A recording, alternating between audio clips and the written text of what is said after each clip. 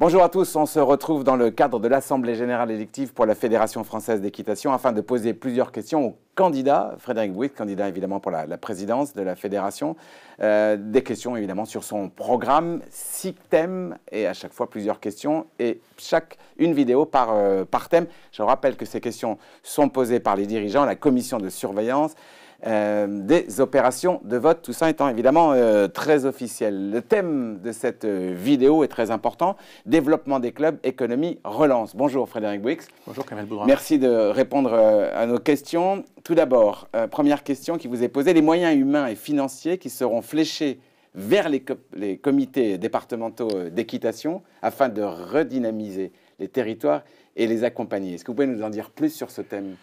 Oui, aujourd'hui, les comités départementaux d'équitation reçoivent une dotation de la part de la fédération de 1 euro par licence. Voilà, c'est effectivement parfois pas suffisant, compte tenu des différences de taille de départements. Donc le but, et on l'a développé dans une thématique parallèle sur FFE Territoire, le but effectivement c'est que ce service FFE Territoire accompagne les comités départementaux d'équitation pour la recherche de nouveaux financements.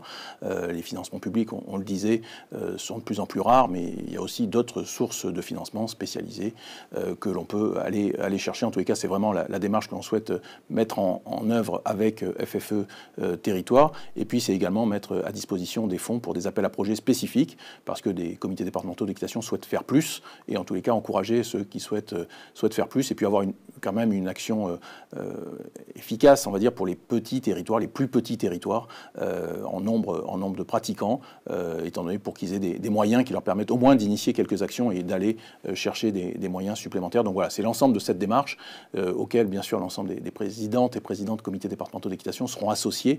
Le renouvellement des instances pour eux est prévu à la fin du premier trimestre 2025, et en tous les cas, ils seront associés sur également leurs besoins, et surtout une adéquation très précise, étant donné que les besoins en fonction de sa région géographique, de sa proximité avec tel ou tel territoire n'est pas la même, et en fonction également de la dynamique régionale dans laquelle ils s'inscrivent. Il y a un sujet qui est assez peu traité par la Fédération française d'équitation, c'est la concurrence déloyale qui reste un vrai problème pour certains clubs. Alors, si on fait une métaphore, on pourrait dire que c'est l'hôtellerie victime d'Airbnb, hein. C'est un peu ça. Ça veut dire que si on a un particulier qui a 3 poneys l'été, qui fait des promenades à ses voisins de camping sans payer de TVA, sans payer de charges, c'est une concurrence déloyale, mais à laquelle se retrouvent confrontés certains clubs. Est-ce que vous avez une action concrète là-dessus ? Est-ce que vous avez conscience de ce problème ? Oui, ce problème, on en a conscience, ce n'est pas un problème récent, ça fait des décennies, on va dire, que ce problème est soulevé. Il faut bien resituer les choses. Déjà, savoir que la Fédération française d'équitation n'a pas de pouvoir de police. Voilà, elle est là pour régir les activités équestres selon ses propres règles. Le pouvoir de police, il appartient au service de l'État, sous l'autorité du préfet, que ce soit pour de la concurrence déloyale, avec la répression des fraudes, les services fiscaux et autres. Aujourd'hui, ce qui est réglementé, c'est l'encadrement des activités physiques et sportives. On en a parlé dans le thème de la formation, c'est-à-dire pour encadrer des activités, que ce soit de l'animation, de l'accompagnement de promenade ou randonnée ou de l'enseignement, il faut être titulaire d'un diplôme. Donc ça, c'est une obligation et ça incombe bien sûr au service de l'État de contrôler l'obligation de ce diplôme. L'autre sujet qui est le sujet de l'installation, l'équitation au sens large n'est pas une profession réglementée comme par exemple les pharmacies et on va dire dès lors qu'on remplit les règles administratives liées à son installation, à l'urbanisme, à la détention d'équidés et à son activité, en l'occurrence l'enseignement ou la promenade, on peut s'installer effectivement de l'autre côté de la rue en face d'un établissement équestre sans adhérer parfois à la fédération. L'adhésion à la fédération n'est pas une obligation. Donc il faut bien voir que dans la concurrence déloyale, il y a plusieurs choses. Il y a les gens qui ne respectent pas les règles, et auquel cas les services compétents sont les services de l'État, et là-dessus où la fédération peut avoir une action plus proactive, mais c'est pas seul, c'est en partenariat avec les services de l'État, mais en partenariat également avec des partenaires comme le groupement hippique national qui accompagne les entreprises équestres. On peut avoir une action plus directe avec les services de l'État pour mieux défendre, en tous les cas, les établissements identifiés, en tous les cas, qui respectent l'ensemble des règles de nos activités. Et un autre thème maintenant, vous avez fait une énorme campagne nationale de communication qui coûte très cher. Arrivez-vous à mesurer son impact et à dire qu'elle a été efficace? Je dis ça parce qu'il y a une chute de licences, du nombre de licences. Est-ce que vous envisagez de changer quelque chose? Est-ce que vous considérez que votre campagne a été bonne? Est-ce que vous êtes content de vous? Alors déjà, ce n'est pas ma campagne, c'est l'action de la fédération. Et en tous les cas, j'en assume pour la partie qui relève de mes responsabilités que j'ai occupées au sein de la fédération ces 20 dernières années.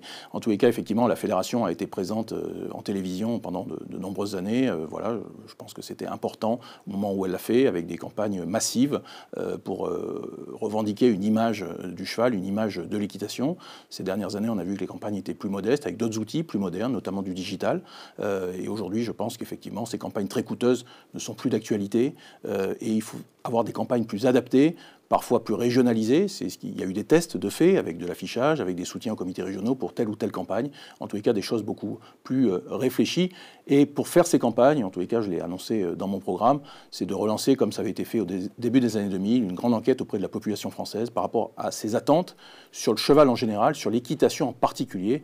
Région par région, parce que les demandes ne sont pas les mêmes. Bien sûr, quand ça à l'île de Ré ou quand ça dans les Alpes. Bien sûr, régionalisé, mais en tous les cas national, pour avoir des grandes orientations et avoir une stratégie de communication sur plusieurs années qui sera déployée à la fois en interne et en externe.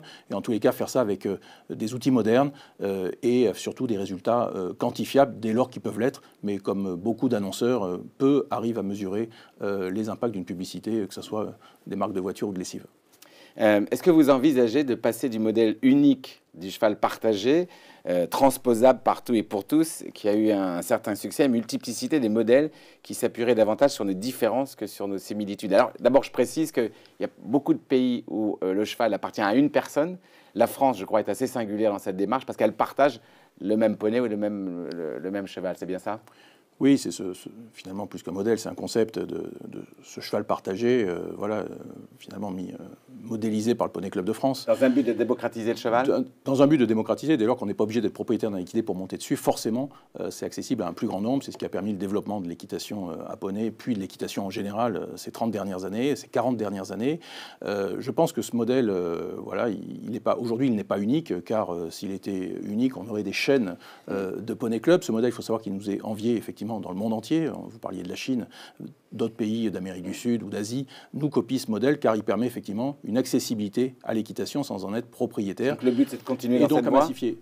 Non, il ne faut pas opposer ce modèle qui permet de fabriquer des cavaliers et puis des approches différentes par des diversifications de pratiques, d'autres modèles. Il y a des gens qui ont des chevaux en pension, il y a des clubs, il y a des écuries de compétition, il y a des centres de tourisme équestre.